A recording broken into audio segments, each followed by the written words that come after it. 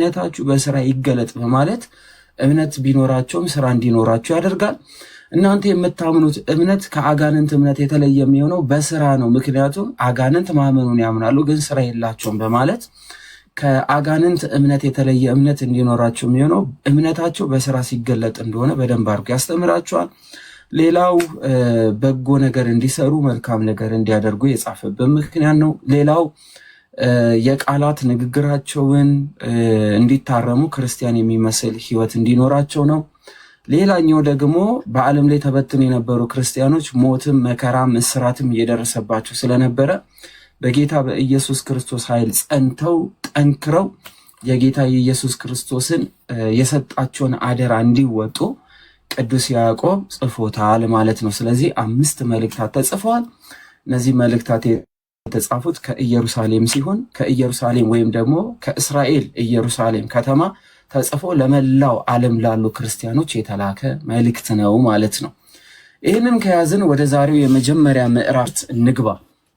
እንደዚህ ይላል ቅዱስ ያዕቆብ፣ የእግዚአብሔርና የጌታ የኢየሱስ ክርስቶስ ባሪያ በማለት ይናገራል። የእግዚአብሔርና የጌታ የኢየሱስ ክርስቶስ ባሪያ ሲል እና ምትለው እግዚአብሔርን ሁለት ቦታ የከፈለ ሊመስል ይችላል። የእግዚአብሔርና የጌታ የኢየሱስ ክርስቶስ ባሪያ ሲል ኢየሱስ ክርስቶስን ከእግዚአብሔር ነጥሎ ኢየሱስን ሌላ አካል አድርጎ እግዚአብሔርን ሌላ አካል አድርጎ ያስቀመጠ የሚመስላቸው በጣም ብሶች አሉ። ነገር ግን እሱ ሳይሆን የእግዚአብሔር ብሎ ሲጠራ መለኮታዊ ኃይሉን ከአብ ያልተለየ ክብር እንዳለው ሲናገር፣ የጌታ የኢየሱስ ክርስቶስ ብሎ ሲናገር ደግሞ ጌታ ኢየሱስ ክርስቶስ መለኮታዊ ኃይል ብቻ ያለው ሳይሆን ከአዳም ልጅ ከዳግማዊቷ ሔዋን ተብላ ከምትጠራው ከመቤታችን ከቅድስት ድንግል ማርያም ስጋን መንሳቱና በስጋ መገለጡን ሲገልጥ ጌታ ኢየሱስ ክርስቶስ ይለዋል። ኢየሱስ ክርስቶስ ማለት አዳኝ መድኃኒት ማለት ነው። መድኃኒት የሆነን አዳኝ የሆነን በስጋ ተገልጦ መሆኑን ሲገልጥ ነው። ስለዚህ ይህ እግዚአብሔር እርሱ ኢየሱስ ክርስቶስ መሆኑን ሲናገር ነው። ምክንያቱም የዮሐንስ ወንጌል ምዕራፍ 1 ላይ ስንመለከት ቃል በእግዚአብሔር ዘንድ ነበረ፣ ቃልም ራሱ ከእግዚአብሔር ጋር ነበረ፣ ቃልም ራሱ እግዚአብሔር ነው በማለት ይህ ቃል ደግሞ ስጋ እንደሆነ መልሶ ያስቀምጣል ማለት። ስለዚህ የእግዚአብሔርና የጌታ ኢየሱስ ክርስቶስ ባሪያ ሲል የአብ ክብሩ የክርስቶስ ክብር እንደሆነ፣ የአብ ፍቃድ የክርስቶስ ፍቃድ እንደሆነ፣ የአብ ፈጣሪነት የኢየሱስ ክርስቶስ ፈጣሪነት መሆኑን ሲናገር የእግዚአብሔርና የጌታ ኢየሱስ ክርስቶስ ባሪያ የሚሆን በማለት ይናገራል። እግዚአብሔር ብቻ ቢል ኖሮ ክርስቶስን ያገለለ ይሆናል። ክርስቶስን የማይሰብክ የሚመስል ይሆናል። ወይም በስጋ የተገለጠውን ክርስቶስ ያልተቀበለ ይመስላችኋል።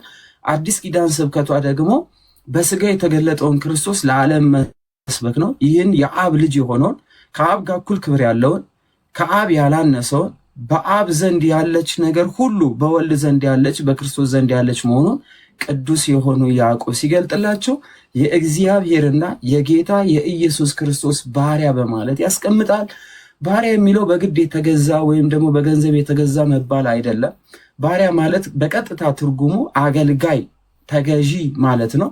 ስለዚህ የእግዚአብሔርና የጌታ የኢየሱስ ክርስቶስ ተገዥ ነኝ ሲል ነው። ለእግዚአብሔር የሚገዛው መገዛ ለክርስቶስ የሚገዛው ነው። ምክንያቱም ራሱ ክርስቶስ በስጋ ቢገለጥም ከማርያም ይህን ስጋ ቢነሳም ይህ ስጋ ግን የከበረ ስጋ መለኮትነትን ገንዘብ ያደረገ ስጋ ስለሆነ ከአብ ያልተለየ ምስጋና፣ ከአብ ያልተለየ ስግደት፣ ከአብ ያልተለየ አምልኮት ለክርስቶስ እንደሚገባ ቅዱስ የሆነው ያዕቆብ ሲያስቀምጥ የእግዚአብሔርና የጌታ ኢየሱስ ክርስቶስ ባሪያ በማለት ይህ ከፍጡር ከሆነችው ከመቤታችን የነሳውን ስጋ የያዘ የከበረ ለሰው ልጆች ሲል በባህሪ መለኮት ሞት የሌለበት በስጋ ሞተ ብለን የምንናገረው ኢየሱስ ክርስቶስ ከአብ ዘንድ እኩል ክብር ያለው መሆኑን በዚህ ክፍል ውስጥ ይገልጠዋል ማለት ነው። ስለዚህ ይህን ክፍል ስታነቡ የእግዚአብሔርና የጌታ የኢየሱስ ክርስቶስ ባሪያ ሲል በስጋ የተገለጠውን ክርስቶስን ከአብ ክብር ያላነሰ መሆኑን ሲገልጥልን ነው ማለት ነው። ይቀጥልና ያዕቆብ ይላል ለተበተኑ ለ12 ወገኖች በማለት ያስቀምጣል። ለተበተኑት ለ12 ወገኖች ማለቱ ምን ማለት ነው?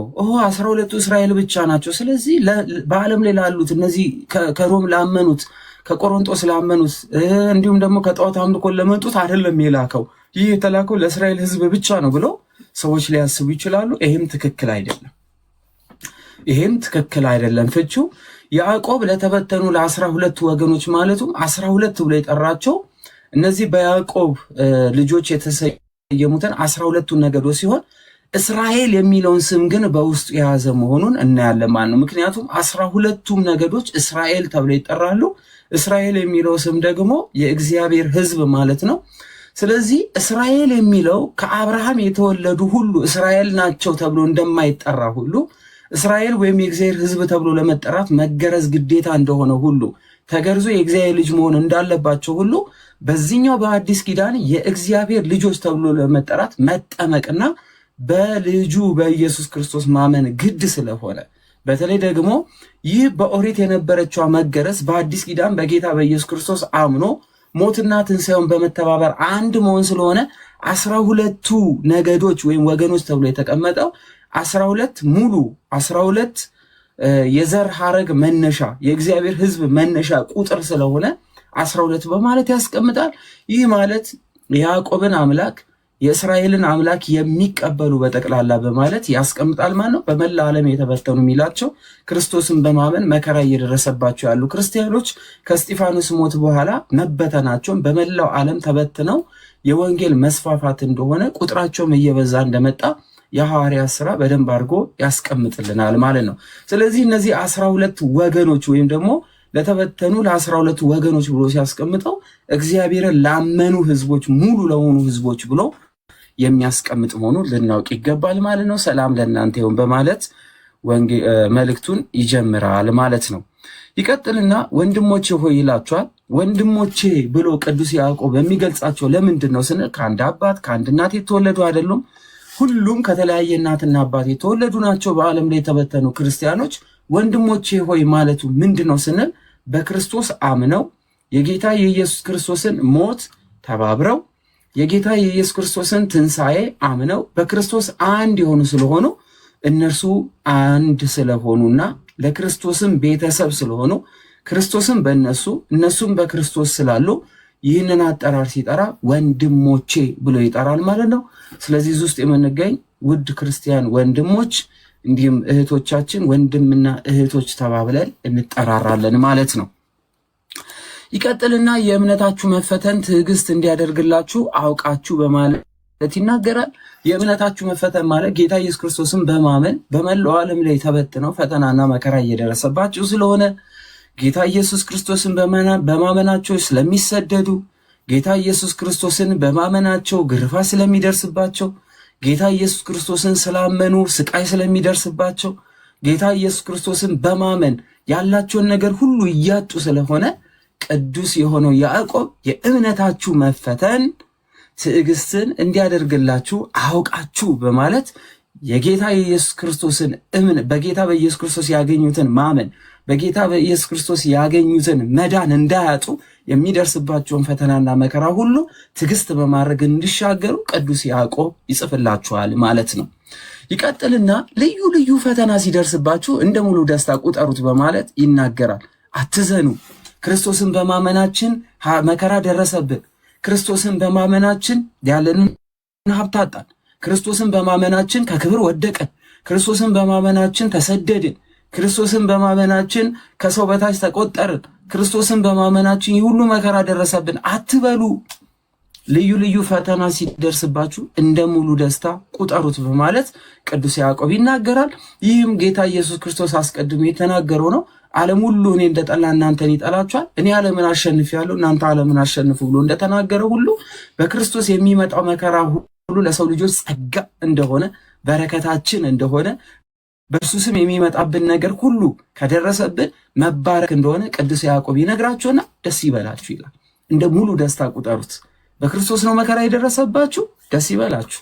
ተቃጥላችኋል፣ ደስ ይበላችሁ። ንብረት አጣችኋል፣ ደስ ይበላችሁ። ተሰዳችኋል፣ ደስ ይበላችሁ።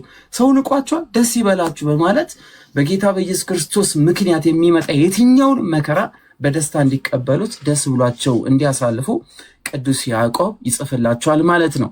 ትዕግስት ምንም የሚጎላችሁ ሳይኖር ፍጹማን ምሉዓን ትሆኑ ዘንድ ስራው ይፈጸም በማለት በጌታ በኢየሱስ ክርስቶስ ደስተኛ ሆነው ጌታ ኢየሱስ ክርስቶስ የፈቀደው ነገር ሁሉ በላያቸው ላይ ቢመጣ እንዲችሉትና በደስታ እንዲቀበሉ ፍጹማንም እንዲሆኑ ትዕግስት እንዲኖራችሁ ያስቀምጣል ማለት ነው። ትዕግስተኛ ከሆናችሁ ፍጹማን ትሆናላችሁ። ትዕግስተኛ ከሆናችሁ የእግዚአብሔር ዓላማ በእናንተ ይፈጸማል። ትዕግስተኛ ከሆናችሁ በክርስቶስ ሁሉ ነገር ለእናንተ ይሆናል በማለት ይህንን ያሳስባቸዋል ማለት ነው። ይቀጥልና ከእናንተ ግን ማንም ጥበብ ቢጎድለው ወይም ደግሞ እውቀት ወይም ደግሞ ስለሚማረውን ነገር ይሄ በቤተ ክርስቲያኒቷ ስለሚደረጉ ምክንያቱም ይሄን ቃል ሲነግራቸው መከፋፈል ነበረ፣ መለየት ነበረ። ታስታውሳላችሁ፣ የሮሜ ቤተክርስቲያን ውስጥ ልዩነት ነበረ፣ የቆሮንቶስ ቤተክርስቲያን ውስጥ ልዩነት ነበረ፣ መከፋፈል ነበረ። እንዲሁም በተለያዩ አብያተ ክርስቲያናት መልእክቶች በደረሱበት አብያተ ክርስቲያናት ሁሉ ልዩነቶችና መከፋፈል፣ በተለይ በሐሳብ አለመግባባት፣ በትምህርት አለመግባባት፣ በቤተ ክርስቲያኒቷ ስርዓት ውስጥ አለመግባባት በጣም ይፈጠር ስለነበረ ከፍተኛ የሆነ ልዩነትና ግጭቶች ይፈጠሩ ስለነበረ ያዕቆብ ምን ይላል? ከእናንተ ግን ማንም ጥበብ ቢጎለው፣ እውቀት ቢጎለው፣ ትምህርት ቢጎለው፣ እውቀት ቢገለው ወይም ደግሞ ሐዋርያት ያስተማሩት ትምህርት ላይ ልዩነት ቢፈጠርባችሁ ማለት ነው። ጥበብ ቢጎለው የሚለው ሳይነቅፍ በልግስና ለሁሉ የሚሰጠውን እግዚአብሔርን ይለምን ለእርሱ ይሰጠዋል በማለት የጎደላችሁ ነገር ሙሉ ይሆንላችሁ ዘንድ ያጣችሁት ነገር ሙሉ ይሆንላችሁ ዘንድ እግዚአብሔር አምላክን ጠይቁ በማለት በፍቅር እግዚአብሔር አምላክ ይገልጥላቸው ዘንድ ጥበብን ይገልጥላቸው ዘንድ እውቀትን ይገልጥላቸው ዘንድ መግባባትን ይገልጥላቸው ዘንድ ግራ ያጋባቸው ያልተረዱትን ትምህርት እግዚአብሔር ይገልጥላቸው ዘንድ ከእግዚአብሔር ዘንድ መለመን እንደሚገባቸው ቅዱስ ያዕቆብ ነገራቸው ማለት ነው። ይቀጥልና ነገር ግን በምንም ሳይጠራጠር በእምነት ይለምን በማለት ደግሞ ያስቀምጣል። ይህ የምትለምኑት ይህ የምትጠይቁት እንደው የጎደላችሁ እውቀት የጎደላችሁ ጥበብ ቢኖር የጎደላችሁ ነገር ቢኖር ምንም ሳትጠራጠሩ ለምኑ በማለት ያለምንም ጥርጣሬ እግዚአብሔር አምላክን በመለመን እርሱ ይገልጥላቸው ዘንድ ይነግራቸዋል ማለት ነው። ነገር ግን ይላል የሚጠራጠር ሰው በንፋስ የተገፋ የተነቃነቀን የባህር ማዕበል ይመስላል ይላል። ምን ይላል? የተነቃነቀን ምን ይላል? ይሄ ንፋስ ያነቃነቀው ማዕበል የተነሳበት ሐይቅን ወይም ውቅያኖስን ይመስላል በማለት ያስቀምጣል። ምን ያለው ጥርጣሬ የገባው ሰው። ስለዚህ በእምነት ውስጥ ጥርጥር ሲገባው፣ በአስተምህሮት ውስጥ ጥርጥር ሲገባው አንድ ሰው በእምነት ሆኖ እግዚአብሔር አምላክን እንዲጠይቅና በጥበብ ውስጥም እግዚአብሔር አምላክን እንዲገለጥለት እንጂ በመጠራጠር ውስጥ የሚሆን ነገር በጠቅላላ ልክ ውሃ ንፋስ ሲመታ ወይም ማዕበል ሲያስነሳው ብዙ ነገር እንደሚረብሽ ሁሉ ያለውን ነገር ያስቀምጣል ማለት ነው። ምን ማለቱ ነው? ነገር ግን በምንም ሳይጠራጠር በእምነት ይለምን። የሚጠራጠር ሰው በንፋስ የተገፋ የተነቃነቀን የባህር ማዕበል ይመስላል በማለት ከአንድ ቦታ መጽናት የማይችል የማይረጋ የሚነገረውንም ትርጓሜ የማይሰማ ግራ የገባውንም ነገር የማይገለጥለት ሆኖ ይቀመጣልና የተረጋጋ እንዲሆን በሙሉ እምነት እንዲጠይቅ ቅዱስ ያዕቆብ ያስቀምጣል ማለት ነው። አንዳንዴ የሆነ ነገር ግራ ሲገባን በቃ ይሄ ትክክል አይደለም ብለን ወደ ክህደት እንሄዳለን። ወደዛ ከመሄድ ይልቅ ተረጋግቶ እንዲጠይቅ እግዚአብሔርን እንዲለምን እግዚአብሔር እንዲገልጥለት በህሊናው እንዲያስብ በልቡ እንዲያስማማለት የተረጋጋ እንዲሆንና እምነት ኖሮት በእምነት እንዲጠይቅ ያስቀምጣል ማለት ነው። በዚህ በመጀመሪያው ምዕራፉ ላይ ሌላው ምን ይላል? ሁለት ሐሳብ ላለው በመንገዱ ሁሉ ለሚወላውል ለዚያ ሰው ከጌታ ዘንድ አንዳች እንዳያገኝ አይምሰለው በማለት ከጌታ ዘንድ የሚያገኘው ነገር የለም ነው።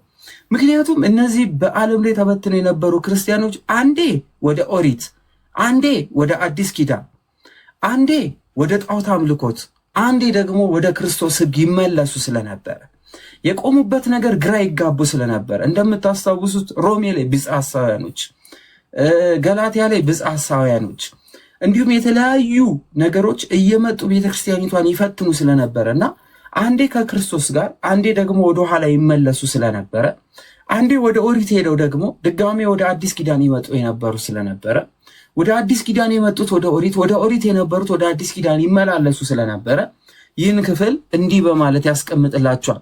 ሁለት ሐሳብ ላለው በመንገዱ ሁሉ ለሚወላውል ለዚያ ሰው ከጌታ ዘንድ አንዳች እንዳያገኝ አይምሰለው በማለት ሞትና ፍርድ የሚጠብቀው እንደሆነ የማይጸና የሚወላውል ሞት እንዳለበት መከራ እንዳለበት ከጌታ መንግስት የሚለይ እንደሆነ ቅዱስ ያዕቆብ ያስቀምጣል ማለት ነው።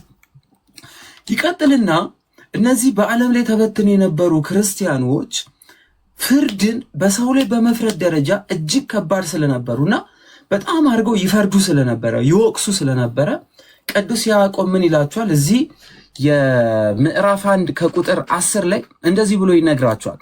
የተዋረደውን ወንድም ግን በከፍታው ባለጠጋውን በውርደቱ ይመካ እንደ ሳር አበባ ያልፋልና በማለት የተዋረደውን ወንድም በከፍታው ወይም ደግሞ ስለተዋረደ ተዋርጃለሁ ብሎ እንዳይቀር፣ ወድቄያለሁ ብሎ እንዳይቀር፣ ወይም ደግሞ ከዚህ በኋላ በቃ እንደው ተዋረድኩ ነው ምቀረው ብሎ እንዳያስብ ከፍ ማለት እንዳለ እንዲያስብ ይነግረዋል።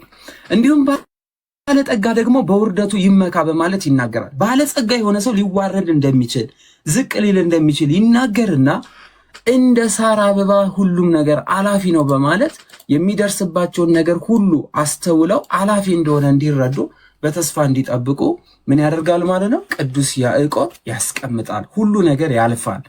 የጎደለው ሊሞላ፣ የሞላው ሊጎድል፣ ከፍ ያለው ዝቅ ሊል፣ ዝቅ ያለው ከፍ ሊል፣ የወደቀው ሊበረታ፣ የበረታው ሊወድቅ እንደሚችል ሁሉ አላፊ እንደሆነ ይነግርና ፀሐይ ከትኩሳቷ ጋር ይወጣልና ሳርንም ያጠወልጋልና አበባውም ይረግፋልና የመልካሙን ውበት ይጠፋልና እንዲሁ ደግሞ ባለጠጋው በመንገዱ ይዝላል በማለት ሁሉ ነገር አላፊ፣ ሁሉ ነገር የሚወድቅ፣ ሁሉ ነገር ረጋፊ፣ ሁሉ ነገር አላፊ እንደሆነ ያስቀምጣል ማለት ነው።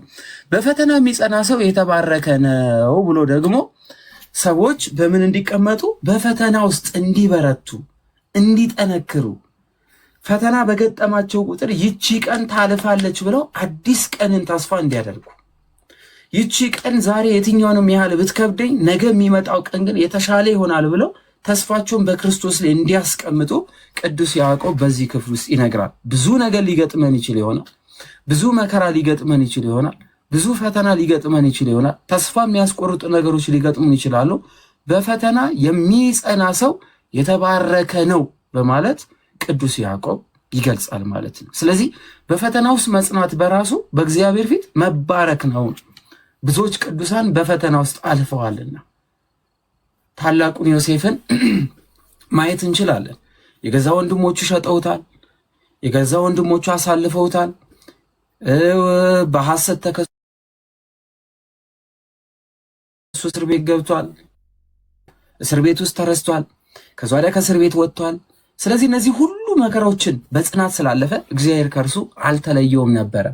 ስለዚህ ሁላችንም በፈተና ውስጥ መጽናት መቻል አለብን። የሚገጥመን ፈተና ብዙ ነው። ሁሉም እንደየራሱ መጠን ፈተና ይገጥመዋል። ሁሉም እንደሚኖርበት አካባቢ ፈተናው የተለያየ ይሆናል። ሰው ልጅ በፈተና ውስጥ ያልፋል። በኑሮ ውስጥ ፈተና አለ። በህይወት ውስጥ ፈተና አለ። በእንቅስቃሴ ውስጥ ፈተና አለ። በስራ ውስጥ ፈተና አለ። በወጣትነት ውስጥ ፈተና አለ። በሁሉም ነገር ውስጥ እጅግ ከባድ የተባሉ ፈተናዎች አሉ። በቤተሰብ ደረጃ፣ በትምህርት ቤት ደረጃ፣ በመስሪያ ቤት ደረጃ፣ በንግድ ደረጃ፣ እንደ ሀገርም ፈተና አለ። የእግዚአብሔር ሰው የሚባለው እነዚህን ነገሮች ሁሉ ነገ የተሻለ ይሆናል ብሎ በተስፋ የሚጠብቅና የሚያሳልፍ ነው። ስለዚህ በዓለም ላይ ተበትነው የነበሩ እነዚህ ክርስቲያኖች የሚገጥማቸው ፈተና ወደኋላ እንዳይመልሳቸውና እግዚአብሔር አምላክን እንዳያማርሩ፣ እግዚአብሔር አምላክ ላይ ያላቸው ተስፋ እንዳይቀንስ፣ እግዚአብሔር አምላክ ላይ ያላቸው እምነት ዝቅ እንዳይል ቅዱስ ያዕቆብ ምን ይላቸዋል? በፈተና የሚጸና ሰው የተባረከ ነው። ስለዚህ በፈተና ጽኑ ትባረካላችሁ በማለት ያስቀምጣል ማለት ነው። ከተፈተነ በኋላ ለሚወዱት ተስፋ ስለ እርሱ የሰጣቸው የሕይወት አክሊል ይቀበላልና በማለት በክርስቶስ የሚመጣውን ፈተና የሚገጥማቸውን ፈተና ሁሉ የሚወጡ ከሆነ የድል አክሊል ከእግዚአብሔር ዘንድ እንደተዘጋጀላቸው ቅዱስ ያዕቆብ ይናገራል ማለት ነው። ስለዚህ ከፈተና በኋላ ደስታ አለ። ከውድቀት በኋላ መነሳት አለ። ከማጣት በኋላ መትረፍረፍ አለ። ከጉድለት በኋላ ሙላት አለ። በሰው ዓይን የወደቅን የመሰልን ሁሉ በእግዚአብሔር ፊት ግን ትልቅ ሞገስና ክብር እንደሚጠብቀን ቅዱስ ያዕቆብ ይነግረናል ማለት ነው። ስለዚህ በፈተና እንጽና፣ ከፈተና በኋላ ለሚወዱት ተስፋ ስለ እርሱ የሰጣቸው የሕይወት አክሊል ይቀበላል በማለት ሰዎች በፈተና እንዲጸኑ፣ ሞት ቢመጣ እንዲጋፈጡ፣ ቢጎላቸው፣ ብዙ ነገር ቢያጡ፣ ከሙላታቸው ከተሰጣቸው ነገር ሁሉ ብዙ ነገሮች ቢጎላቸው እግዚአብሔር አምላክ ሊሞላላቸው እንደሚችልና ሁሉን ነገር ሊያደርግላቸው እንደሚችል ቅዱስ የሆነው ያዕቆብ ያስቀምጣል ማለት ነው። ስለዚህ በእያንዳንዱ ፈተናዎች ጽናት ያስፈልገናል። እዚህ ውስጥ የምትገኙ ቤተሰቦች የክርስቶስ ቤተሰብ የሆናችሁ እንዲሁም ደግሞ ከቤተ ክርስቲያናችንም ሳትሆኑ ይህንን ድምፅ እየሰማችሁ ያላችሁ ካላችሁ የእውነት እግዚአብሔር አምላክን የምታምኑ ሁላችሁ በጽናት ይቺ ቀን ታልፋለች ብላችሁ እንድታሳልፉ እንጂ ተስፋ በመቁረጥ ውስጥ ወደ ማንወጣው አዘቅት፣ ወደ ዘላለማዊ ሞት፣ ወደ ዘላለማዊ ጩኸት ራሳችን ይዘን እንዳንሄድ በየትኛውም መንገድ ተስፋ መቁረጥ የምንም ጊዜ ምርጫችን መሆን የለበትም ማለት ነው። ስለዚህ እግር ብናጣ በእጃችን እንሰራለን። እጃችን እግራችን ቢቆረጥ እንጎተታለን። መጎተት ቢከብደን እንኳን በሐሳብና በማሰብ አርቀን ብዙ መራመድ እንችላለን ማለት። ስለዚህ በእያንዳንዷ ነገር ውስጥ ጽናት የሚባል ነገር ሁልጊዜም የክርስቶስ ልጅ ነው የሚለው ቃል ያስፈልገናል ማለት ነው። ስለዚህ እኛ የክርስቶስ ልጆች እስኮን ድረስ አንገታችንን ቀና አድርገን ደረታችንን ነፋ አድርገን የሚመጣውን መከራ ሁሉ እግዚአብሔር ያሳልፍልናል እያልን በዚህ ልክ እምነት ሊኖረን ይገባል። መራብ ሊመጣ ይችላል፣ መታሰር ሊመጣ ይችላል፣ የለፋንበትን ነገር ሁሉ ልናጣ እንችላለን። ውበታችን ሊጎል ይችል ይሆናል፣ ልጆች ሊሞቱ ይችል ይሆናል፣ ቤተሰብ ሊሞት ይችል ይሆናል። በመኖር ውስጥ የደከምንበት ነገር ሁሉ ባዶ ሊሆን ይችላል። በነዛ ሁሉ ነገር ውስጥ እስትንፋሳችን ከኛ እስካልተለየችና እስካላጣናት ድረስ ደስ ሊለን ይገባል ማለት ነው። ቅዱስ ጳውሎስም እንዳለው ሁል ጊዜ በጌታ ደስ ይበላችሁ፣ ደግሜ እላለሁ ደስ ይበላችሁ፣ አሁንም ደግሜ እላችኋለሁ እጅግ ደስ ይበላችሁ በማለት በጌታ በኢየሱስ ክርስቶስ ሁል ጊዜ ሰው ሆነን በመምጣታችን ካለመኖር ወደ መኖር አምጥቶን በዚህ ምድር ላይ ስላኖረን ብቻ እጅግ ትልቅ ሀብታም እንደሆነን ሁሉ የሞላልን እንደሆነ ማወቅ ይገባናል ማለት ነው። ስለዚህ ስለምናጣው ሳይሆን ወደፊት እግዚአብሔር ስለሚሰጠን መንግስቱ ስለጎደለን ነገር ሳይሆን እግዚአብሔር አምላክ ስላሳለፈልን ነገሩ ስናስብ ሁልጊዜም በጌታ በኢየሱስ ክርስቶስ ደስ ይለናል ማለት ነው። ስለዚህ እዚህ ውስጥ ያላችሁ እህት ወንድሞች፣ መምህራን፣ ዲያቆናት ወንድሞቼ እያዩዋችሁ ነው። ስለዚህ ሁላችሁም በሚገጥማችሁ መከራ ውስጥ በሚጎላችሁ ጉድለት ውስጥ ሁሉ እግዚአብሔር የተመሰገነ ይሁን የሚለውን ነገር በደንብ አድርገን መያዝ ይኖርብናል ማለት ነው። ስለዚህ ቅዱስ ያዕቆብ በዓለም ላይ ለተበተኑ ክርስቲያኖች ምን ይላቸዋል ማለት ነው?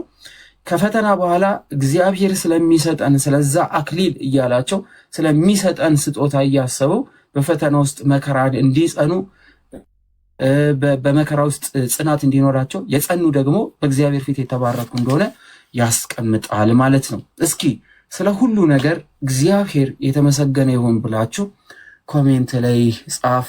ስለ ሁሉ ነገር ይህን ስጽፉ ግን ከልባችሁ ዛሬ ያሳዘናችሁ፣ ሰሞኑን ያሳዘናችሁ፣ ዓመቱን ሙሉ ያሳዘናችሁ ያጣችሁትን ነገር ሁሉ ለመተው በውስጣችሁ ወስናችሁ የእውነት እኔ የክርስቶስ ልጅ ነኝ ብላችሁ ከልባችሁ ጻፉት። ስለ ሁሉ ነገር እግዚአብሔር የተመሰገነ ይሁን። ስለምናጣውም ስለሞላለንም ስለጎደለንም ነገር ሁሉ እግዚአብሔር አምላክ ስሙ የተመሰገነ ይሁን። እንቀጥላለን። ማንም ሲፈተን አለ ቅዱስ ያዕቆብ፣ ማንም ሲፈተን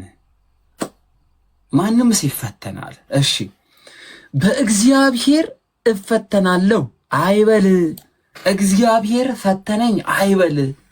ማንም ሲፈተን እግዚአብሔር ፈተነኝ አይበል በማለት ቅዱስ ያዕቆብ እግዚአብሔር እንድናመሰግን እንጂ እግዚአብሔር እኔን ስለጠላኝ ነው፣ እግዚአብሔር እኔን ስላልወደደኝ ነው፣ እግዚአብሔር አምላክ ቢኖር ኖሮ እግዚአብሔር አሳልፎ ስለሰጠኝ ነው፣ እግዚአብሔር አምላክ ከኔ ጋር ቢሆን ኖሮ እያለን እግዚአብሔር አምላክን እንዳናማረር ምን ይላል?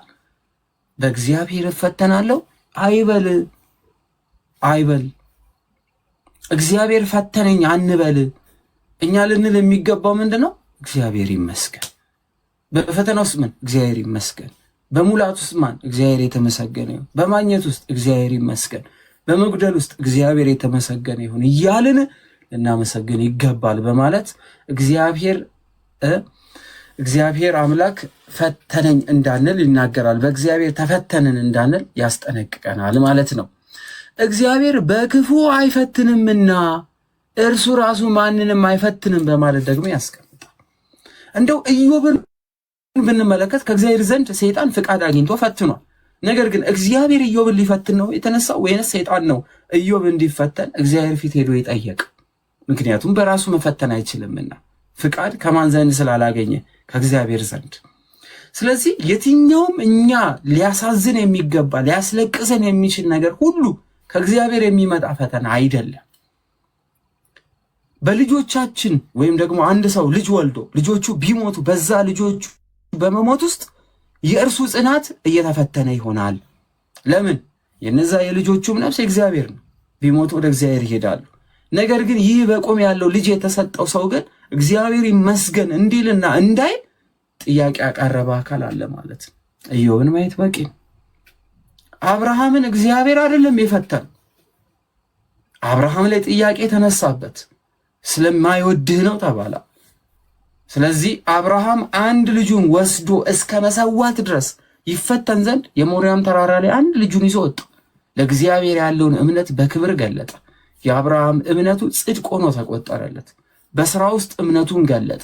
ለእግዚአብሔር መታዘዙን አሳየ። ድል አደረገ። ኢዮብ ድል አደረገ። ስለዚህ እግዚአብሔር አምላክ ከራሱ የሆነ ሰው የሚያዝንበትን ፈተና የሚሰጥ አይደለም ነው ቅዱስ ያዕቆብ እያለ ያለው። ለዚህ ነው እግዚአብሔር በክፉ አይፈትንህምና እርሱ ራሱስ ማንንም አይፈትንም በማለት እግዚአብሔር የሰው ልጅ የማይፈትን፣ የሰው ልጆች የማያደክም፣ የሰው ልጆችን የማያስለቅስ፣ የሰው ልጆችን መከራ ውስጥ የሚከት ፈታኝ እንዳልሆነ ቅዱስ የሆነው ያዕቆብ ያስቀምጣል ማለት ነው። ስለዚህ እንደው አሁን 1 ዓመት ሙሉ የለፋችሁበትን ገንዘብ ለሰው አበደራችሁ እንበልና ያ ሰው ገንዘቡን ይዞ ቢሄድ እግዚአብሔር ፈተነኝ ነው የምትሉት? እግዚአብሔርን ነው የምትክዱት? እግዚአብሔርን ከካዳችሁማ ሆነለት፣ ተሳካለት። ማን? ሰይጣን። ማን በእናንተ ያዝናል? እግዚአብሔር። ምክንያቱስ ገንዘብ አላፊ ነው። የማያልፈው ነፍስ ግን ከእግዚአብሔር መንግስት ተለየች ማለት ነው። ስለዚህ ብዙ ጊዜ የሚገጥሙንን መከራዎች ከምን አንጻር ገጠሙን? ለምን ገጠሙን?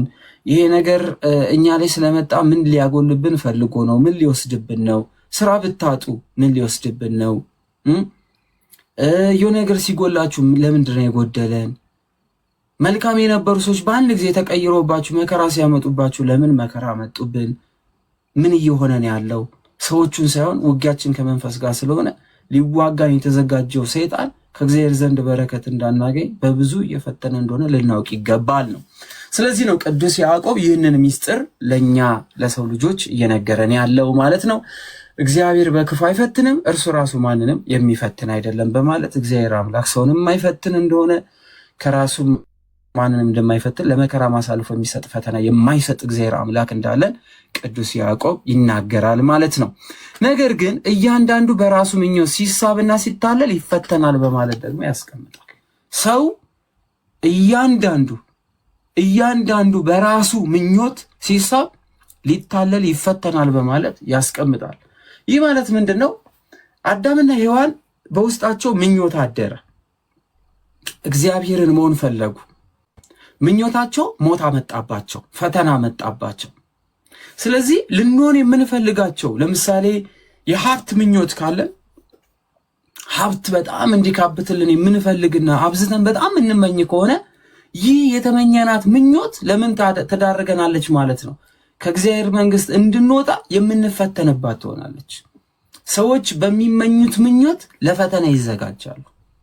ሰዎች አብዝተው በጣም ከራሳቸው በላይ የሆነ ነገር አብዝተው በጣም በወደዱ ቁጥር ወደ ምን ውስጥ እየገቡ ይሄዳሉ? ያ የወደዱት ነገር ከእግዚአብሔር መንግስት የሚለዩበትም እየሆነ ይመጣል።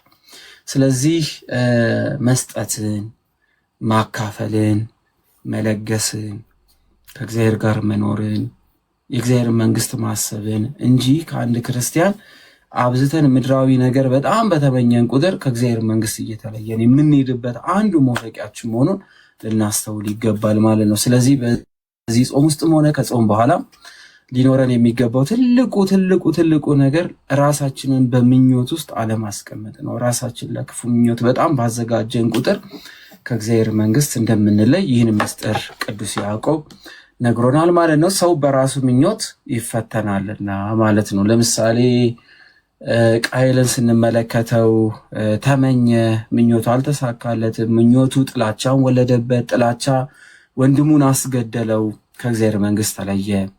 ስለዚህ እነዚህ ነገሮች እጅግ በጣም መሰረታዊ የሆኑ ነገሮች ናቸው። ምኞት ከእግዚአብሔር መንግስት ያስወጣል። እነ ሰለሞንን ስንመለከታቸው ዳዊት ምኞት አደረበት፣ መመኘቱ ሰው አስገደለ። ሰው ማስገደሉ የእግዚአብሔርን መቅደስ እንዳይገነባ ምክንያት ሆነበት። እጁ ላይ ደም አደረበት። እነ ሶምሶንን ስንመለከት ደሊላን ተመኛ። ደሊላን መመኘቱ ብዙ መከራ መጣ። ምኞት እየወለደ ምን ያመጣል? ሞት ያመጣል። ስለዚህ ምንድነው መመኘት በራሱ ምኞት መወለዱ በራሱ አንድን ነገር መመኘት ማብዛት በራሱ ምን እያመጣብን ይሄዳል? ሞት እያመጣብን፣ መከራ እያመጣብን፣ ፈተና እያመጣብን ይሄዳል ማለት ነው። ይህንን በደንብ አድርገን ልናውቅ ይገባል። ነገር ግን እያንዳንዱ በራሱ ምኞት ሲሳብ ሲታለል ይፈተናል በማለት ቅዱስ ያዕቆብ ያስቀምጣል ማለት ነው። ከዚህ በኋላ ምኞት ጸንሳ ኃጢአትን ትወልዳለች በማለት ይናገራል። መመኘት ኃጢአትን ትወልዳለች። ኃጢአት ደግሞ ደሞዟ ምንድን ነው? እስኪ ኮሜንት ላይ ጻፉልኝ። መመኘት ኃጢአትን ታረግዛለች። ኃጢአት ስትወለድ ምን ታመጣለች?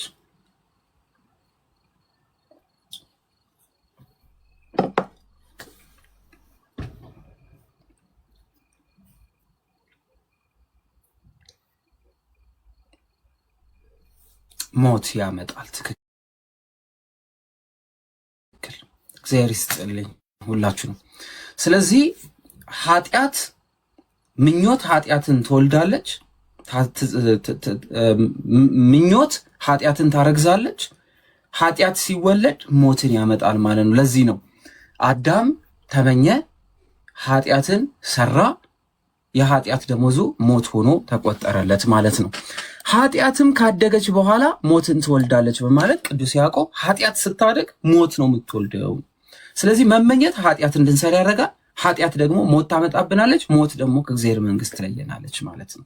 ስለዚህ ሰው አብዝቶ ምኞት እንዳይኖረው መመኘትን እንዳያበዛ ቅዱስ ያዕቆብ ያስጠነቅቃል። እረፉ ይላል። በነገራችን ላይ ይህንን ትምህርት ስትማሩ እኛ ሁላችንም ራሳችን እንድንመለከት ነው የሚያስፈልገው። ምን እያደረግኩ ነው? ምን እየፈጸምኩ ነው? ምንድነው እየሆንኩ ያለሁት? ከራሳችን ጋር መመካከር፣ ከራሳችን ጋር ማውራት፣ ከራሳችን ህይወት ጋር ራሳችንን በደንብ አድርገን ማየት ያስፈልገናል ማለት ነው። ከዛ ወዲያ ምን ይላል? የተወደዳችሁ ወንድሞቼ ሆይ አትሳቱ ይልና ያስጠነቅቃል። አትሳቱ፣ መሳት ከእግዚአብሔር መንግስት ስለሚያስወጣ፣ በጎ ስጦታ ሁሉ ፍጹምን በረከት ሁሉ ከላይ ናቸው በማለት ስጦታም፣ ርኅራኄም፣ ደግነትም፣ ቸርነትም ሁሉም ነገር በረከት ራሱ ከእግዚአብሔር ዘንድ እንጂ ማንም በራሱ ስለለፋ በረከት አያገኝ። ማንም እድሜው የሚረዝመው ከእግዚአብሔር ዘንድ ነው። የለፋንበት የሚባረከው በእግዚአብሔር ነው። የድካማችሁ ውጤት እግዚአብሔር ካልባረከው ባዶ ነው። ስለዚህ ሁሉ ነገር የሚሰጠን ሁሉ ነገር ስጦታም ቢሆን መኖርም ቢሆን ደስተኝነትም ቢሆን ቤታችን ሙሉ የሚሆነው ትንሿም ነገር የምትባረክልን እግዚአብሔር ያለበት ነው እንጂ እግዚአብሔር የሌለበት የትኛውም ነገር ዜሮ ነው።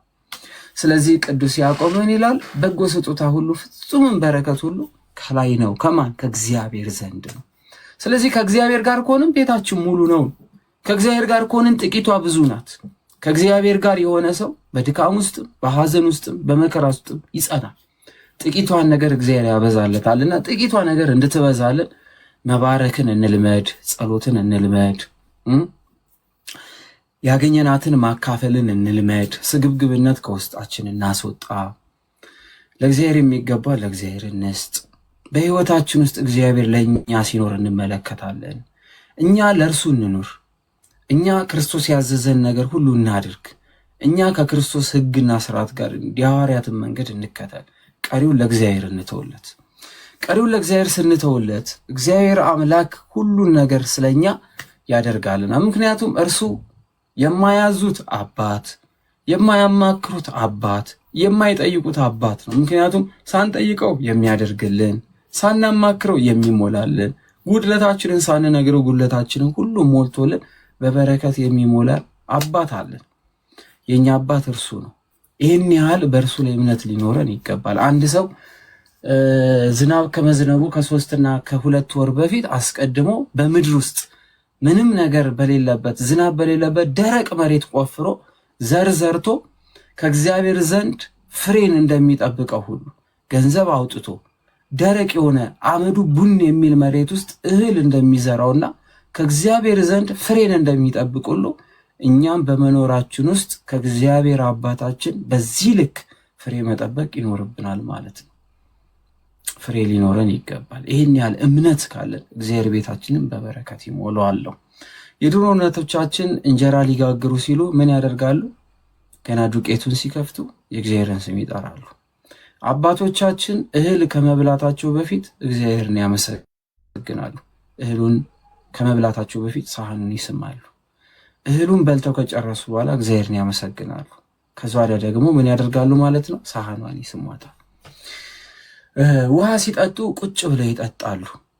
እግዚአብሔር አምላክን ጠይቀው መሬት ላይ ቁጭ ብለው ውሃ ጠጥተው እግዚአብሔርን አመስግነው ብድግ ብለው ደግሞ ዕቃ አስረክበው ይሄዳሉ። ስለዚህ በእያንዳንዱ ጉዟቸው ውስጥ እርጋታ፣ እግዚአብሔርን የጠየቁበት፣ መባረክን የጠየቁበት ነገር ሁሉ በረከት አለው። ምድር ላይ እህል ዘርተው ምድር ላይ እህል ከመዝራታቸው በፊት ጸሎት ያደርጋሉ። የእግዚአብሔርን ስም እየጠሩ እህል ይዘራሉ። የእግዚአብሔርን ስም እየጠየቁ ዝናብ እንዲመጣ ይጠብቃሉ። እግዚአብሔር አምላክ ሲያዘንብላቸው ይወጡና በዝናብ ቆመው እግዚአብሔር አምላክን ያመሰግናሉ። የዝናብ ወቅት አልፎ እህሉ መሰብሰቢያው ሲደርስ እግዚአብሔር አምላክን እየጠየቁ ያጭዳሉ፣ ይወቃሉ። መልካም የሆነውን ፍሬ ወደ ቤታቸው ከማስገባታቸው በፊት ወደ እግዚአብሔር ቤተክርስቲያን ወስደው የሰጠህኝን በረከት ይሃው ብለው መባቸውን ያስገባሉ። ከብት የሚያረባው ብዙ ነገር የሚሰራው። ዛሬ ግን የእውነት እንዲያረግን ነው? ጥያቄው ይሄ ነው። መባረክን እያገኘን ነው? ይሄ ጥያቄ ነው። ስለዚህ ለእግዚአብሔር ቤት ለምናደርጋቸው ነገሮች በጠቅላላ ሁልጊዜም ቢሆን የተዘጋጀን የምንሰጠውም ነገር የማያሳስበን በማድረግ ውስጥ መደሰት እንጂ ጎደለብን ብለን ማሰብም ሊገባን አይገባም።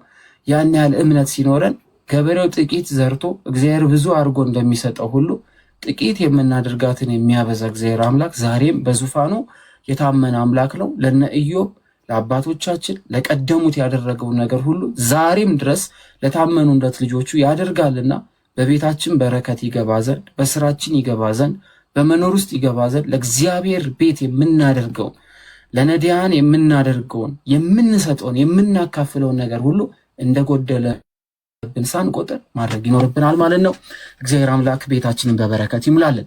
ለዚህ ነው በጎ ስጦታ ሁሉ ፍጹምን በረከት ሁሉ ከላይ ናቸው ይልና ቅዱስ ያዕቆብ መለወጥም በእርሱ ዘንድ ከሌለ በመዞርም የተደረገ ጥላ በእርሱ ዘንድ ከሌለ ከብርሃናት አባት ይወርዳሉ በማለት ይናገራል። እግዚአብሔር አምላክ የሚለወጥ አይደለም። እግዚአብሔር አምላክ የሚቀያየር አምላክ አይደለም። እግዚአብሔር አምላክ አንዴ ዝቅ አንዴ ከፍ የሚል አይደለም። እግዚአብሔር አምላክ ለዘላለም በዙፋኑ የጸና ነው። ዓለምን ከመፍጠሩ በፊት ዓለምን ከፈጠረም በኋላ ዓለምንም አሳልፎ ለዘላለም በመንግስቱ የጸና አምላክ ነው። ቃሉ የማይታበይ ነው። ለቅዱሳን አባቶቻችን የገባው ቃል ዛሬም ድረስ የታመነ አምላክ ነው ያለን።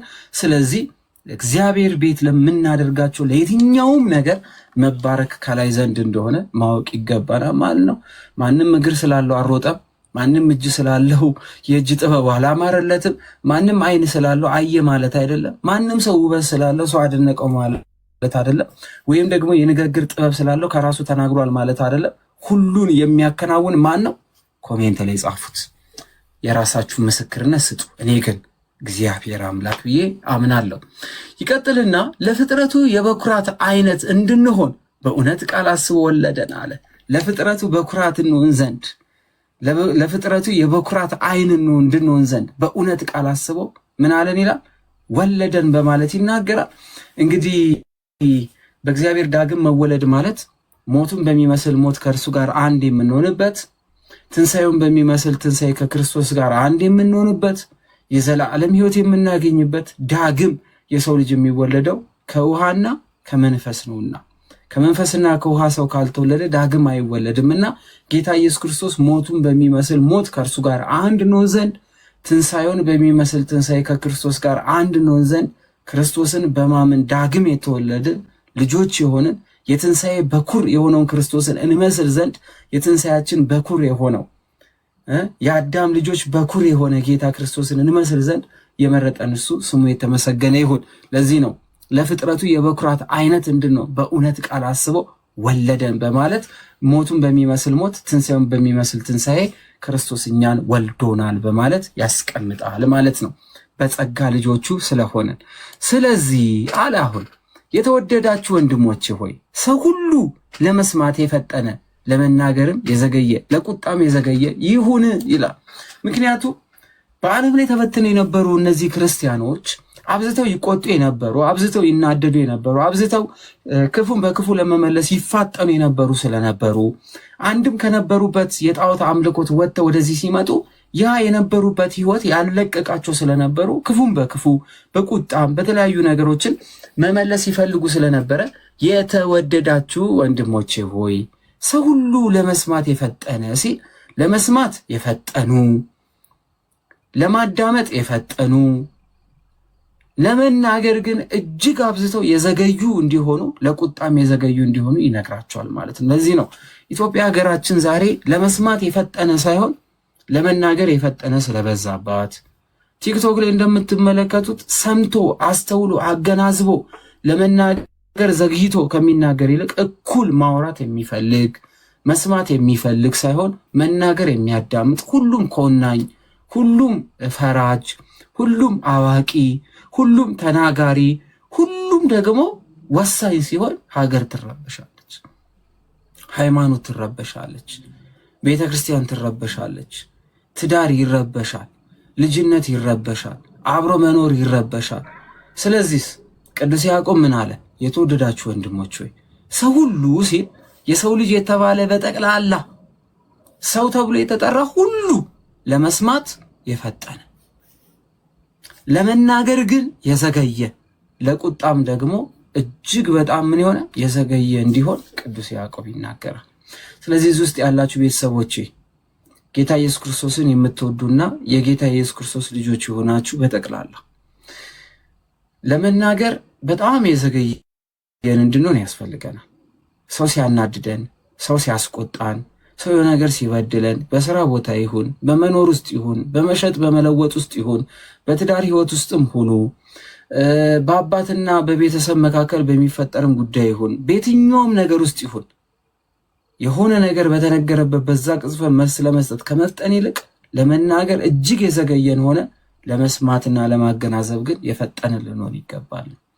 ስለዚህ እንደዛ ካደረጋችሁ ረዥም ዕድሜ ትኖራላችሁ፣ ስራችሁ ይባረካል፣ ትውት ትሆናላችሁ፣ አስተዋይ ትሆናላችሁ፣ ጥበበኛ ትሆናላችሁ። እና እንግዲህ ጥበበኝነትን ማግኘት የምትፈልጉ ከሆነ መስማት ላይ ፈጣን፣ መናገር ላይ ግን የማትፈጥን ሁኑ። ሰው በተናደደበት ቅጽበት ሲናገር ይበድላል። ሰው በተከፋበት ቅጽበት መልስ የሚሰጥ ከሆነ ያለውንም ያጣል። ሰው በተናደደበት ቅጽበት ነገሮችን የሚያፈጥን ከሆነ ደም ያፈሳል፣ ሰው ይገላል፣ ወዳጆቹን ያጣል፣ ክብሩን ያጣል፣ መወደዱን ያጣል። ምነው ባልተናገርኩ፣ ምነው አፌን በቆረጠኝ፣ ምነው እንደዚህ አይነት ቃል ባላወጣው የምንልበት ጊዜ አጋጥሞን ያውቃል አይደል? ምን ሆኜ ነው ያቺን ደቂቃ ባለፍኳት ያለባት ጊዜ እኔ ብዙ ጊዜ ያጋጥመኛል።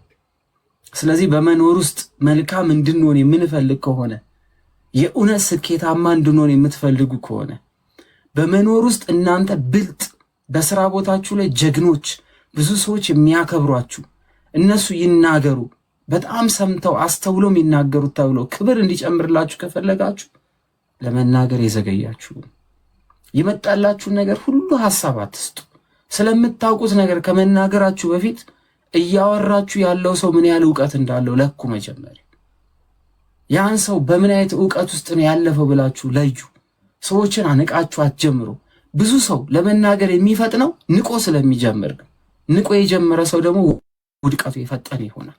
ስለዚህ በምትሄዱበት ቦታ ሁሉ፣ በምትጓዙበት ቦታ ሁሉ፣ በምትሰሩበት ቦታ ሁሉ ይሁን፣ በስራ ቦታችሁ ላይ በመሸጥ በመለወጥ ውስጥ፣ በመቀበል በማዘዝ በመታዘዝ ውስጥ ይሁን፣ ለሁሉ ነገር አስተውሎት የሚኖረን ለመናገር የዘገየን፣ ለመስማት የፈጠነ፣ ለቁጣ ደግሞ በጣም የዘገየን ስንሆን ውጤታማ እንሆናለን። ስለዚህ ቅዱስ ያዕቆብ በዓለም ላይ ተበትነው የነበሩ ክርስቲያኖችን የተወደዳችሁ ወንድሞቼ ሆይ ሰው ሁሉ ለመስማት የፈጠነ፣ ለመናገር የዘገየ፣ ለቁጣም የዘገየ ይሁን በማለት ያስጠነቅቃቸዋል ማለት ነው። ይቀጥልና የሰው ቁጣ የእግዚአብሔር ጽድቅ አይሰራምና በማለት ይናገራል። ሰው ሲቆጣ ወንድሙን ያሳዝናል። ሰው ሲቆጣ ሰው ይበድላል። ሰው ሲቆጣ የማይሆነውን ሌላ ባህሪ ያሳያል። መለኮታዊ የሆነ ባህሪ፣ ይሄ የእግዚአብሔርን ባህሪ የያዘውን ማንነቱን ያጥዋል። የእግዚአብሔር ልጅነቱ፣ እግዚአብሔር ሩሩ ነው፣ የሰው ልጅ ሩሩ መሆን አለበት። እግዚአብሔር ታጋሽ ነው፣ የሰው ልጅ ታጋሽ መሆን አለበት። እግዚአብሔር ሁሉን ነገር ይቅር ይላል፣ የሰው ልጅ ይቅር ማለት አለበት። እነዚህን ባህሪያት ፍጹም እግዚአብሔርን የምንመስልበትን ባህሪያት ምን እያደረገ እያጣው ሄድና የተቆጩን፣ የገዳዩን፣ የአሳዳጁን፣ የውሸታሙን የዲያብሎስን ባህሪ መገለጥ እንጀምራለን ማለት ነው። ስለዚህ ሰው በውስጡ ሁለት ነገሮች አሉት። ራሱ የሚገዛው በነፃ ፍቃዱ የሚመራቸው ሁለት ነገሮች አሉት። ብርሃናዊ ማንነትና ጨለማዊ ማንነት። መላካዊ ይሄ ቅዱስ የሆነ የመልአክ ባህሪና እርኩስ የሆነ የመልአክ ባህሪ በውስጣችን አለ። እሳትነት አለ፣ ውሃነት አለ። ስለዚህ እሳትነቱ ወይስ ውሃነቱ መለኮታዊ ባህሪ የሚገለጥባቸው የእግዚአብሔር ልጅነት የሚገለጥበት ልጆች ማደሪያ እንሁን ወይንስ የዲያብሎስ ማደሪያ እንሁን? ምንድነው መሆን የሚገባን የሚለውን ዘውትር ሁልጊዜ በየቀኑ ማስተዋል፣ በየቀኑ እያስተዋል መሄድ ይጠበቅብናል ማለት ነው። ይህን ያላደረገ ሰው ካለ ግን ምን ይሆናል ማለት ነው? ጉድለቱ እየጨመረ ባዶነቱ እየጨመረ ከእግዚአብሔር ልጅነቱን እያጣ እየጨመረ ይሄዳል ማለት ነው። ስለዚህ ይህ ነገር እንዳይሆንብን ምን መሆን አለብን? ከቁጣ የዘገየን ሰዎችን እኩል ዓይን የምንመለከት የሰውን ነገር የማንፈልግ የሰው ሀቅን የማንፈልግ ለሰዎች መስጠትን ማብዛት ለእግዚአብሔር ቤት መሮጥን አገልግሎትን ማብዛት ደግሞ ይቅር ባይነትን ከፍ አድርገን መሄድ መቻል አለብን ማለት ነው። በተለይ ይቅር እንባል ዘንድ በእግዚአብሔር ፊት ሞገስ እናገኝ ዘንድ ኃጢአታችን ሁሉ በእግዚአብሔር ፊት ምሕረት ያገኝ ዘንድ የበደልናቸውንም የበደሉንንም ይቅር የማለት ጸጋ ሊኖረን ይገባል ማለት ነው። በተለይ የሰው ልጅን በእኩል ዓይን መመልከት። ሰውነቱ ይሸታል፣ ይሄ ደግሞ መዓዛው ደስ የሚለው፣ ይሄ ውድ ሽቶ ተቀብቷል፣ ይሄ ደግሞ ገላው ይሸታል፣ ይሄ አለባበሱ ምርጥ ነው፣ ይሄ ደግሞ ጎዶሎ ነው፣ ይሄ ታዋቂ ነው፣ ይሄ ደግሞ የማይታወቅ ተራ ሰው ነው ምናምን የሚል አይነት ሐሳብ በክርስቶስ ልጆች ውስጥ መኖር የለበትም። ሁሉን በእኩል ዓይን የሚመለከት ለሁሉም እኩል ፍቅር የሚሰጥ እግዚአብሔር ሚዛናዊ እንደሆነ ሁሉ እኛ ልጆቹ ልክ እንደ ክርስቶስ ሚዛናዊ መሆን ይጠበቅብናል ማለት ነው። ይቀጥልና ስለዚህ ርኩሰት ሁሉ የክፋትንም ትርፍ አስወግዳችሁ ሲል ርኩሰትን ማስወገድ፣ ጥላቻን ማስወገድ፣ ይቅር አለማለትን ማስወገድ፣ ሰዎችን መለየትን ማስወገድ፣ የክርስቶስ ልጅነታችን ሲገለጥ ክርስቶስን መምሰልን ከፍ ማድረግ በውስጣችን እንዳለብን ይናገራል። ርኩሰትን የክፋትንም ትርፍ ሁሉ አስወግዳችሁ ነፍሳችሁን ማዳን የሚችለው በውስጣችሁ የተተከለውን ቃል በየዋህነት ተቀበሉ በማለት ይናገራል። ውስጣችን የተተከለው ክርስቶስ አይደለም። የክርስቶስን ቃል የክርስቶስን ልጅነት ይዛችኋል። እናንተ በክርስቶስ ክርስቲያን ተብላችኋል። እናንተ የክርስቶስ ልጆች ናችሁ። እናንተ ክርስቶስን ትመስላላችሁ። እኔ በአብ እንዳለው አብን በእኔ እንዳለው እናንተ በእኔ ትሆናላችሁ ብሎ የተናገረው ክርስቶስ በውስጣችሁ አለ። እናንተ የጌታ ልጆች ናችሁ። ስለዚህ ውስጣችሁ ያለው ክርስቶስን ምሰሉ፣ ነፍሳችሁን የምታድኑት እሱን ስትመስሉ ነው በማለት ቅዱስ የሆነው ያዕቆብ ይነግረናል ማለት ነው። ስለዚህ ነፍሳችሁን ማዳን የሚችለውን በውስጣችሁ የተተከለውን ቃል በየዋህነት ተቀበሉ በማለት የክርስቶስ ልጆች የዋሆች እንዲሆኑ፣ ደጎች እንዲሆኑ፣ ምስኪኖች እንዲሆኑ፣ ሩሮች እንዲሆኑ፣ ለጋስ እንዲሆኑ፣ የሚያካፍሉ እንዲሆኑ፣ ቸር እንዲሆኑ፣ ይቅርባይ እንዲሆኑ ቅዱስ ያዕቆብ ይነግረናል ማለት ነው። ስለዚህ ደግነትን፣ የዋህነትን፣ ቅድስናን፣ ንጽህናን፣ ቸርነትን፣ ሰጪነትን፣ አካፋይነትን፣ ስለ ሰው ክፉ የማያወራ አንደበት እንዲኖረን፣ ይቅርባይ እንድንሆን፣ በደል ሸፋኝ እንድንሆን፣ በእርጋታ የምንሄድ እንድንሆን፣ ንግግራችን የተማረ የተዋበ የታረመ ቅንነት የተሞላበት እንዲሆን፣ ፊታችን በደስታ የተሞላ እንዲሆን፣ በችግር በፈተና ውስጥ እግዚአብሔር ያውቃል እግዚአብሔር ያሳልፋል እያለን በእግዚአብሔር የምንመካ እንድንሆን በደንብ አድርጎ ያስቀምጣል ማለት ነው። ይሄ ነው ቸርነት፣ ይሄ ነው ደግነት፣ ይሄ ነው ክርስቶስን መምሰል ማለት ነው። ስለዚህ ፍጹም ክርስቶስን ፍጹም እግዚአብሔር አምላክ እንድንመስል ያስጠነቅቃል ማለት ነው። ይቀጥልና ቃሉን የምታደርጉ ሁኑ እንጂ ራሳችሁ እያሳታችሁ የምትሰሙ ብቻ አትሁኑ በማለት ደግሞ ይናገራል። እንማራለን፣ አንተገብርም። ለመኖር እናስባለን፣ አንኖረውም። ቃሉን እንሰማዋለን፣ አንድ ቀን የክርስቶስ ልጅ ነው፣ የሚቀጥለው ቀን ደግሞ እንገለበት። ስለዚህ እረፉ ይላል። እረፉ፣ ቃሉን የምታደርጉ ሁኑ እንጂ ራሳችሁን እያሳታችሁ የምትሰሙ አትሁኑ በማለት ያስቀምጣል ማለት ነው። ስለዚህ የምንሰማውን ቃል ለመኖር የምንሰማውን ቃል በህይወት እንድንኖረው እግዚአብሔር አምላክ ይፍቀድልን። የእግዚአብሔር ቸርነት ይሆንልን። እግዚአብሔር አምላክ በቀናው መንገድ እንድንራመድ ይርዳን። ይቀጥላል። ቃሉን ምን ይላል? ቃሉን የሚሰማ የማያደርገውን ቢኖር የተፈጥሮ ፊቱን በመስዋዕት የሚያይ ሰው ይመስላል በማለት ይናገራል። የራሱን መልክ እያየ ቢኖር ምን ትርጉም አለው? ራሱን በራሱ እያየ የሚኖረው ነው። ሰው በመስተዋት ራሱ የሚመለከት የራሱን ገጽ አዲስ ነገር አያይም። ስለዚህ ቃሉን እየሰማ የማያደርግ ሰው ልክ እንደዚህ ማለት ነው። አዲስ ነገር በህይወቱ አይኖርም።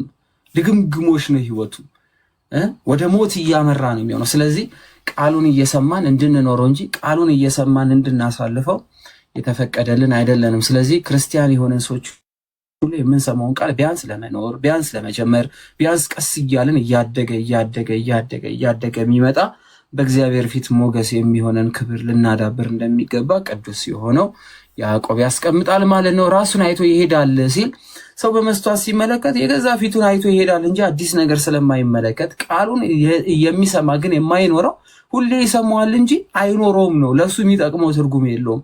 በመኖር እስከሆነ ግን ነፍሱን ያተርፋል። ሰምቶ በመሄድ ብቻ ከሆነ ግን ምን ይጠቅማል በማለት የመስተዋቱን ፊቱን በመስተዋት የሚመለከቱን የዛን ሰው ምሳሌ አድርጎ ያስቀምጣል ማለት ነው።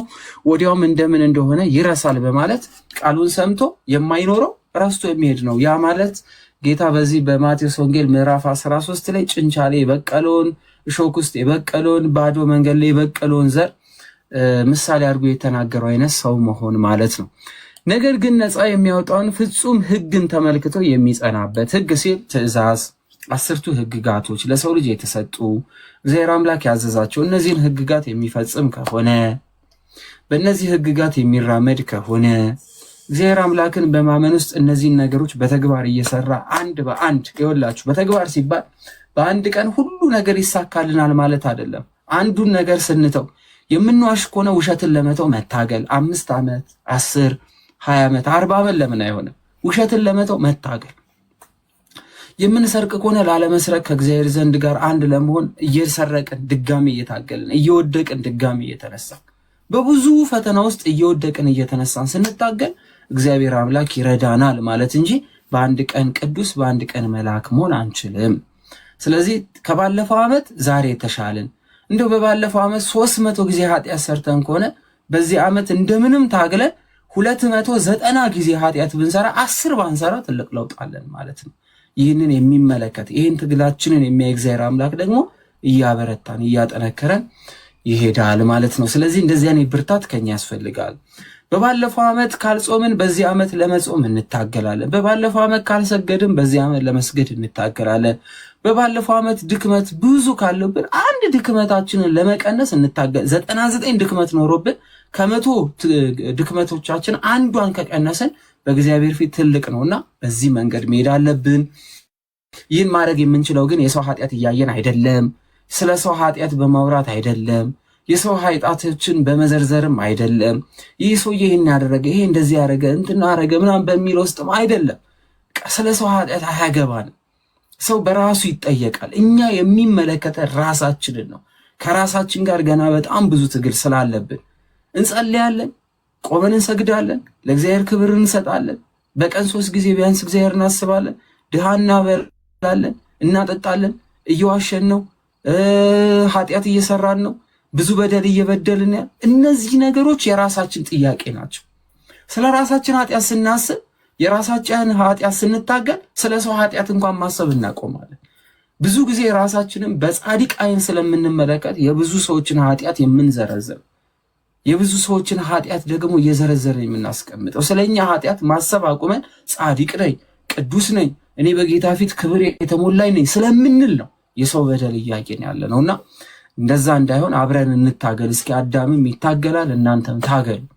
እኔም እግዚአብሔር አምላክ በልቦና መልካም ነገር እንዲያስቀምጥ ጸልዩልኝ። እናንተም ደግሞ እግዚአብሔር አምላክ በጎ ነገር በልባችሁ ያስቀምጥልን። ምክንያቱም ይሄ ትምህርት እኔ እያስተማርኳችሁ ሳይሆን እኔም እየተማርኩ እናንተም እየተማራችሁት ነው። ይሄንን ትምህርት ስንሰማ እኔም ራሴን የምወቅስበት ብዙ በደል አለኝ፣ ራሳችሁን የምትመለከቱበትም ብዙ ነገር ይኖራል ብዬ አስባለሁ። እኔም ራሴን እየወቀስኩ ነው ከአንደበቴ ይሄ ቃል የሚወጣው፣ እናንተም ራሳችሁን እየወቀሳችሁ ይሄን ቃል ታዳምጣላችሁ እያስባለሁ። ግን እግዚአብሔር አምላክ ያስችላል። እግዚአብሔር አምላክ ይህን ኃጢአት፣ ይህንን በደል፣ ይህንን በእግዚአብሔር ፊት ያለንን ሞገስ የሚያሳጣንን ነገር ሁሉ ታግለን እናሸንፍ ዘንድ እግዚአብሔር አምላክ ይርዳ። የሚያግዙንን ቅዱሳን መላእክት እግዚአብሔር አምላክ ይዘዝልን። የቅዱሳን የሰማዕታት አባቶቻችንን ጽናት እግዚአብሔር አምላክ ለእኛ የሚያድለን ጥቂቱን ይስጠን። ስለዚህ ሁላችንም በእንደዚህ አይነት መንገድ ውስጥ ማለፍ ያለብን ሰው የምንወቅስ፣ ሰዎችን የምንኮንን፣ ሰዎችን የምንሰድብ፣ ሰዎችን የምናጋፍጥ፣ የሰዎችን በደል የምንመለከት ሳይሆን የየራሳችንን በደል የምናይ በራሳችን በደል ውስጥ ትግል የምንታገል እንድንሆን እግዚአብሔር አምላክ ይርዳን። 1,000,000 ችግር ኖሮብን አንድ ማሸነፍ ከቻለን በእግዚአብሔር ፊት ትልቅ ስለሆነ ቀሪውን እግዚአብሔር ስለሚያስችለን በእንደዚህ አይነት መንገድ ወንጌልን መማር ያለብን። እሺ ሰው ወቃሽ አንሁን።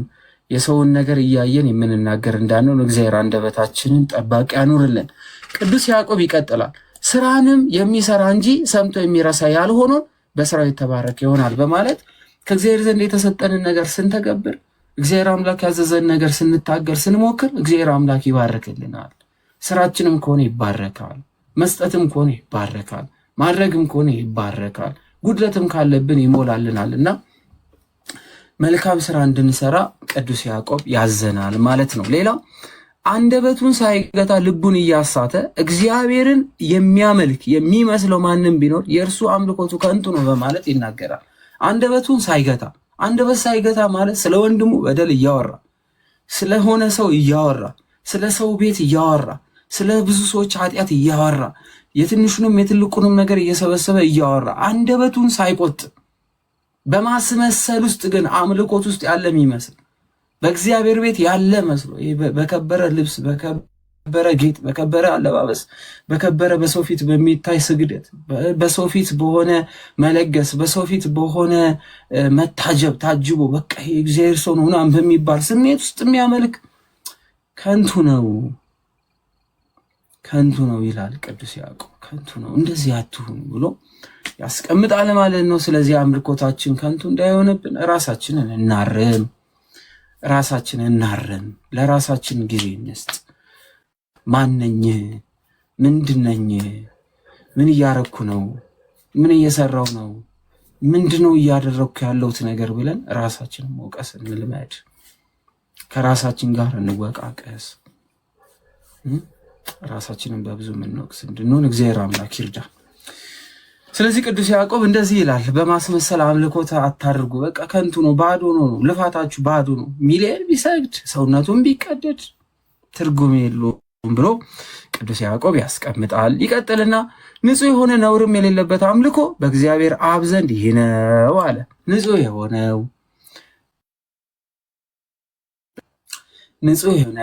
ለእግዚአብሔር ፊት የሚቀርበው መልካም የሆነው አምልኮት ይሄ ነው። ምን? ወላጅ የሌላቸው ልጆች፣ ባልቴቶች ማለት ባላቸው የሞተባቸው የሚጦራቸው የሌላቸውን በመከራቸው መጠየቅ፣ በዓለምም ከሚገኝ እድፍ ሰውነት መጠበቅ ነው በአብ ዘንድ ተቀባይነት ያለው አምልኮት።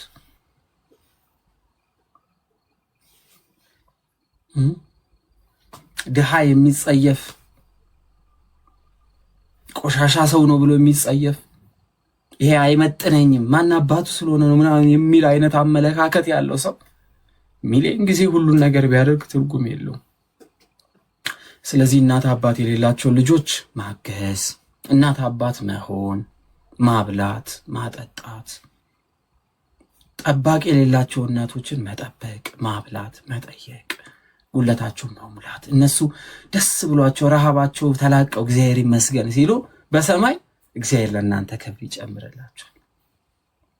ዛሬ አንድ የደከመ ሰው እግዚአብሔር ይመስገን አበላኸኝ ሲል እግዚአብሔር ከላይ ጉለታችን ይሞላልናል። የሆነ ሰው አቶ ዛሬ እግዚአብሔር የተመሰገነ ይሁን አንተ ስላበላኝ ከራቤ ተገላገልኩ ሲል የዕለት እንጀራዬን ስጠኝ ለሚለው ጸሎቱ በእናንተ ውስጥ እግዚአብሔር ስራ ሰራ። ለእናንተ አብዝቶ እግዚአብሔር አምላክ ይሰጣል እና መባረክ ነው ይላል ቅዱስ ያዕቆብ። ይህ ነው በአብ ዘንድ ያለች መልካም አምልኮት ይላል። ነውር የሌለበት ንጹሕ የሆነ አምልኮት ከፈለጋችሁ ይህን አድርጓል። እግዚአብሔር አምላክ የሚወደው መልካም መዓዛ ያለው ጥሩ ሽታ የሚሸት ምድራዊ ክብርን ፈልገን አይደለም፣ ምድራዊ ዝናን ፈልገን አይደለም፣ ምድራዊ የሆነ ታይታንን ፈልገን እኮ አይደለም። ከእግዚአብሔር የሆነ ክብር ሰው ስለኛ ስለመሰከረ ስላልመሰከረ ምንም የሚመጣ ነገር የለም። እውነተኛ የታመነ ምስክራችን ክርስቶስ ስላለ እግዚአብሔር አምላክ እኛን የሚመስሉ ሰዎችን ማምጣት ሲፈልግ በእኛ መገለጥ ከፈለገ ኦፍኮርስ እግዚአብሔር ይገልጠናል በምድር ላይ። በምድር ደግሞ እንዲገለጥ እግዚአብሔር ካልፈለገው ይሰውሯል፣ በእርሱ ፊት ግን የተገለጠ ስለሚሆን። ስለዚህ እንደዚህ አድርጌ አላመሰገነኝም እንዳንል፣ ለሆነ ሰው የሆነ ነገር ስላደረጋችሁ ምስጋና እንዳትጠብቁ፣ ይህ ሁሉ አድርጌለት ለብሮ ማያመሰግነኝ እንዳትሉ፣ ምስጋና ከእግዚአብሔር ዘንድ ስለሆነ። ለዚህ ነው በምድር የሰጣችሁትን ከምድር የምትቀበሉ ከሆነ በሰማይ አታገኙትም፣ በምድር የሰጣችሁትን ሁሉ በሰማይ የምትቀበሉ ሁኑ በማለት በምድር የሰጠነውን ነገር ሁሉ በሰማይ እንቀበል ዘንድ የተቀመጠው ማለት ነው። አንዳንዴ ስንሰጥ ባሪያ ማድረግ የምንፈልግ ሰዎች አለን። አንዳንዴ ለሰዎች ስናደርግ እንዲገዙልን እንፈልጋለን። ሁልጊዜ ጌታዬ ጌታዬ፣ እናቴ እናቴ፣ የኔ እንትን እንደዚህ ምናምን እንዲባል ይፈልጋል። እንደዚህ አይነት ነገሮች በምድር የቀሩ ያደርጉባችኋል። ገንዘብም ጎላችሁ፣ ሀብትም ጎላችሁ፣ ጊዜም አባክናችሁ ከእግዚአብሔር ዘንድ በረከት የማታገኙበት ከሆነ ኪሳራ ነው። ስለዚህ ለሰዎች የምታደርጉት ነገር ሁሉ በንጽህና በየዋህነት በቅድስና እንዲሆን እግዚአብሔር አምላክ ይርዳኝ። እኔንም ሁላችሁም እንግዲህ እንድትበረቱ እንድጠነክሩ የታናሽ ወንድማችሁ ምክር ነው። እግዚአብሔር አምላክ አስተማሪ ነው። እግዚአብሔር አምላክ አስተምሮናል። ሁሉ ከእግዚአብሔር ዘንድ ሲሆን ነው ሁሉ የሚፈቀደው። መልካም ጆሮም የሚገኘው ከእግዚአብሔር ሲሆን ነው። የሚያስተምር እግዚአብሔር አምላክ ሲሆን በልብ ውስጥ እውነተኛ የሆነ መልእክት ይቀመጣል። ሰው ከራሱ ከሆነ ያስተማረው ግን በጆሮም አይገባምና እንግዲህ ያስተማረን እግዚአብሔር አምላክ ራሳችንን ቆም ብለን እንድንመለከት አድርጎናል ብዬ አስባለሁ። ዛሬ 2 ምዕራፍ እንማራለን ነበር ያልኳችሁ፣ ግን ሲበዛ ግን ትክክል አይደለም ብዬ አሰብኩኝ። ትንሽ ሰዓት ወስዶብናል። መግቢያም ትምህርት ስለሆነ ነገ ደግሞ እግዚአብሔር አምላክ ፈቅዶልን